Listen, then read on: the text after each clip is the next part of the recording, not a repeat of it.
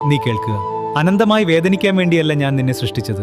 ഈ ജീവിതം അനുഭവിക്കാനും അതിലൂടെ വളരാനും ഈ ലോകത്തൊരു വിളക്കായി ശോഭിക്കാനും വേണ്ടിയാണ്. വേദന നിന്നെ തേടി വരും, അത് പ്രകൃതി നിയമമാണ്.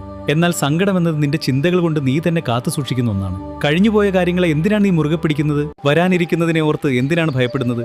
നിന്റെ ജീവിതം യഥാർത്ഥത്തിൽ നിലനിൽക്കുന്ന ഒരേയൊരു നിമിഷം നീ നഷ്ടപ്പെടുത്തുന്നത് ഈ നിമിഷം.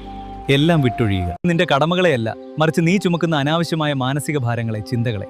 ആ ചിന്തകളെ നിരീക്ഷിക്കാനും നിയന്ത്രിക്കാനും അവയ്ക്ക് മുകളിലേക്ക് ഉയരാനും കഴിവുള്ളവനാണ് നീ. ജീവിതം നിന്നെ പരീക്ഷിക്കുമ്പോൾ പതറാതെ നിൽക്കുക. എന്തുകൊണ്ട് എനിക്ക് മാത്രമെന്ന് ചോദിക്കരുത്. പകരം ഈ പ്രതിസന്ധിയിലൂടെ എനിക്ക് എന്തായി മാറാൻ കഴിയുമെന്ന് ചിന്തിക്കുക. നിന്റെ ചിന്തകൾക്കും അപ്പുറമുള്ള കരുത്ത് ഞാൻ നിനക്ക് നൽകിയിട്ടുണ്ട്. അത് ഉപയോഗിക്കാൻ നീ തയ്യാറാവണം. പൂർണ്ണമായി ജീവിക്കുക, ആഴത്തിൽ സ്നേഹിക്കുക, നിന്റെ യാത്രയിൽ വിശ്വസിക്കുക.